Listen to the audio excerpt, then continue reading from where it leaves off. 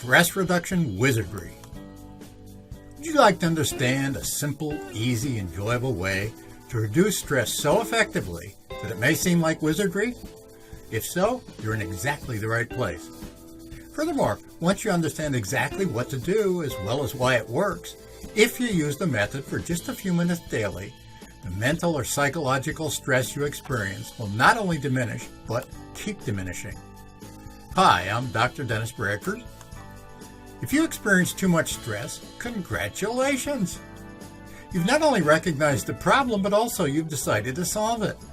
Generally, important problems don't solve themselves. Have you ever been burned by someone selling snake oil? Have you ever paid good money for a solution that simply didn't work? That won't be the case with this training. If you are attentive while watching these videos, you'll not only understand exactly how to reduce stress permanently, but also you'll understand why the practice works. I guarantee that. Once you understand what to do and begin doing it daily for just a few minutes, you'll soon notice that you are beginning to enjoy life more simply because you are experiencing less stress. That will provide you with sufficient motivation to continue. So, I'm not simply going to tell you what to do. Telling is commanding. It's not teaching. I intend to draw on your own experience. I'm going to invite you also to understand why this works.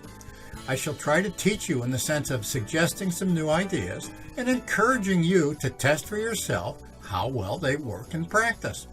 I'll encourage you to examine how you now understand yourself and probably how that self-understanding can be improved. In other words, you may also come away with a new appreciation for your own nature.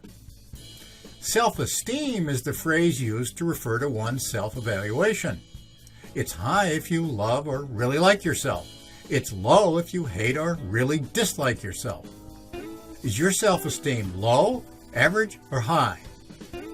My guess is that, whatever you now consider it to be, it's too low.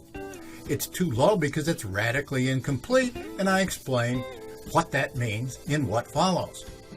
At least in our culture, it's normal to suffer from self-esteem that is unrealistically low. If it's too low, that's unfortunate. Why? It not only diminishes the chances of anyone who has low self-esteem to be successful, but it also inhibits mastery of life. Success, which involves doing, can come or go, but mastery, which involves being, is lasting. The good news is that low self-esteem is unnecessary, as I explain in what follows. You'll soon understand what stress is and how to reduce it. Furthermore, if your self-evaluation is too low, you'll also understand how to improve it automatically. What though if it's so low now that you are utterly unmotivated to improve the quality of your life by reducing stress? My response is simply, trust me, just go through these videos. You haven't committed suicide yet, so please wait a bit longer. Why not? After all, please notice there's something very strange going on here. Let's suppose the worst case, namely that your self-esteem is very low. In other words, your judgment is, I hate myself. Really? Who are you? In fact, how many of you are there? Notice that there appear to be two of you, namely the referent of the word I in the judgment I hate myself, and also the referent of the word myself in that judgment. Are there two of you? No, presumably there's only one of you. How could there be an I who is doing the hating and yet also another I or self who is being hated? Doesn't that by itself suggest a serious confusion? It does to me. There is disordered thinking here. I argue in what follows that your self-understanding is almost certainly confused in the sense of being radically incomplete. If so, imagine how much more enjoyable your life would be if you not only learned how to reduce stress, but also really got right with yourself. Everyone understands that children in, say, junior high school often suffer when it comes to self-esteem.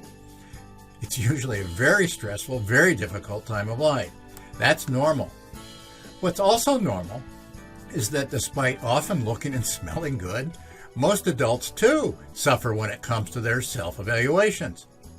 At least it's been my experience that most adults are confused about what they're doing in life. That comes from the fact that they don't understand themselves well. The result is that they don't really feel good about themselves. And of course, that adds to the stress they experience. Let's fix that. Here's the first part of the plan. In the next video, we'll determine how you learn best. In the video after that, I'll specify the problem more concretely. We'll imagine a person, Chris, and discuss his, or of course her, situation. Why Chris is living stressfully. Why isn't Chris feeling and doing better? Then we'll dig deeper into Chris's life and try to uncover the real root of the problem. After all, Chris would like to live better, but Chris is confused and really doesn't understand how. He's not confident they ever could live better. What will happen to Chris if he doesn't resolve his fundamental confusion? Nothing good. Then we'll proceed to consider an alternative that would work for Chris. Once we have clearly understood the underlying problem, it's time for the solution. How can Chris, or you, diminish dissatisfaction and reduce stress so that the quality of life dramatically increases? The good news is this. There's a simple, effective, enjoyable daily practice that we can all employ that not only reduces and may even eliminate all psychological stress, but it also may open up a new dimension of meaningfulness or purpose. How do I know this? I'm speaking from experience. The best way for you to realize that I understand what I'm talking about is simply to go through this course, and once you understand exactly what to do and why it might work well for you, test it for yourself. I have years of practical experience helping adults, from college kids to prison inmates who've committed serious felonies, not only reduce their stress levels, but also think and feel better about their own lives.